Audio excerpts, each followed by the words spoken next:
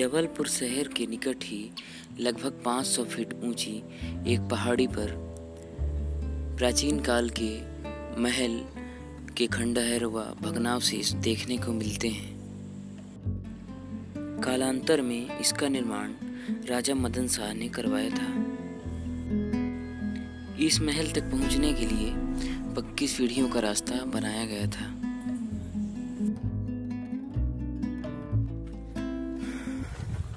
और अभी हम जो है इस पहाड़ी के शिखर पर पहुंच चुके हैं और इसी शिखर पर स्थित है मदन महल, जो जाना जाता है महारानी दुर्गावती के किले के रूप में।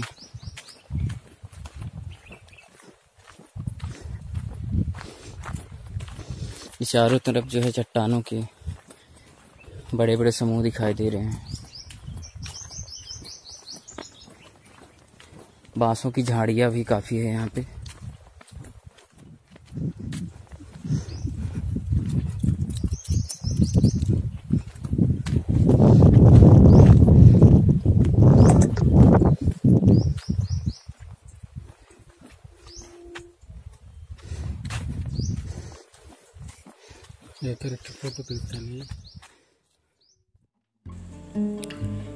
यह शिलालेख भारतीय पुरातत्व सर्वेक्षण द्वारा लगवाया गया है, जिसमें कि इस महल के बारे में काफ़ी जानकारियाँ प्राप्त होती हैं। यहाँ का प्रमुख आकर्षण महल का यह हिस्सा है, जिसका पूर्वी हिस्सा एक बड़े शिलाखंड पर निर्मित है, जबकि पश्चिमी हिस्सा छोटे शिलाखंडों पर आश्रित है। यहाँ दिख रहे बड़े से दरवाजे के अंदर प्रवेश कर महल के सबसे ऊपरी हिस्से तक आसानी से पहुंचा जा सकता है।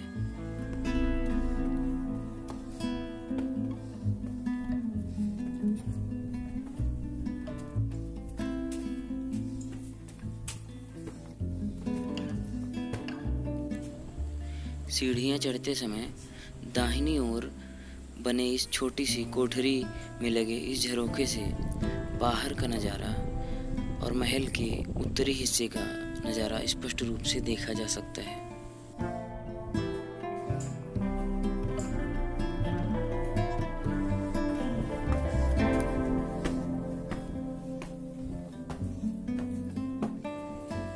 यह स्थान इस महल का सबसे ऊंचा स्थान है। साथ ही पहाड़ की इस चोटी का सबसे ऊंचा स्थान भी यही महल है। बताया जाता है कि यह महल एक चौकी के रूप में इस्तेमाल किया जाता था। यह इस महल का एकमात्र स्थान है जो आज भी मजबूत है, साथ ही सुरक्षित भी है। जबकि इस महल का एक बड़ा हिस्सा समय के साथ काल कलवित हो गया, जिसके खंडहर व भग्नावशेष मात्र देखने को मिलते हैं। इस महल के कुछ खास बचे हुए हिस्सों का क्षेत्र है जो कि देखने लायक है। यहाँ बचे हुए खंडहरों और अवशेषों को देखकर पता चलता है कि कभी यहाँ भव्य इमारत हुआ करती थी, जिसका अस्तित्व अब नहीं है।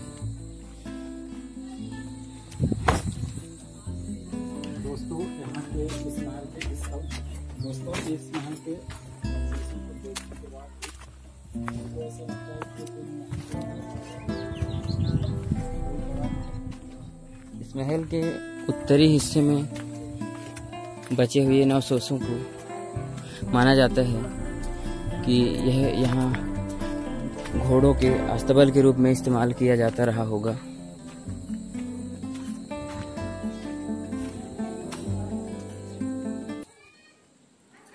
इन खंडहरों को देखकर ही अंदाजा लगाया जा सकता है कि कभी यहाँ कितनी भव्य इमारत हुआ करती थी।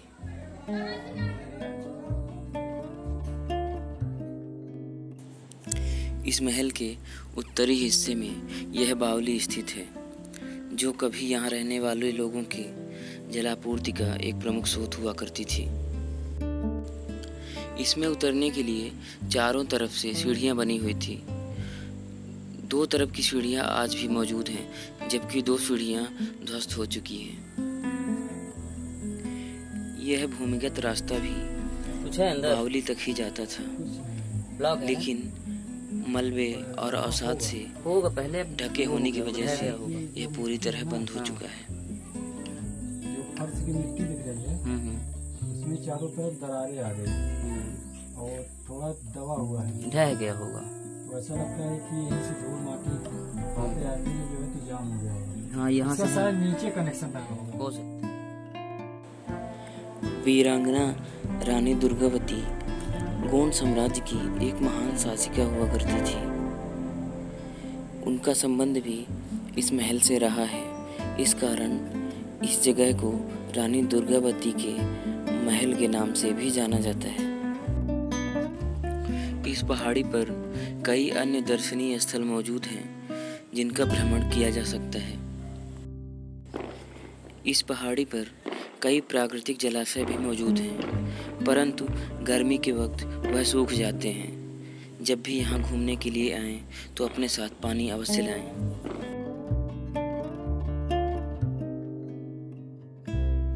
महल के ठीक नीचे ही यहाँ पर भोलेनाथ की गुफा है, जो कि कई बड़े चट्टानों की समूहों के बीच में स्थित है।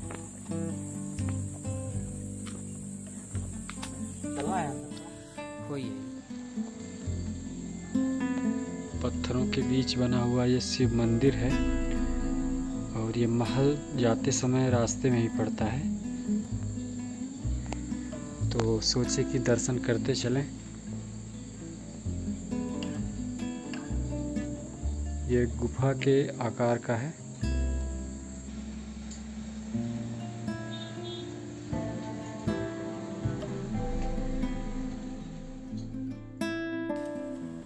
मदन महल की पहाड़ी के ठीक नीचे ही बैलेंसिंग रॉक या संतुलित पत्थर देखा जा सकता है। यह पत्थर किसी अजूबे से कम नहीं लगता है। जैसा कि आप देख सकते हैं कि यह पत्थर आकार में काफी बड़ा है और नाम मात्र का सपोर्ट निचले पत्थर से इसको मिल रहा है। बावजूद इसके यह अपने संतुलन की वजह से टिका हुआ है।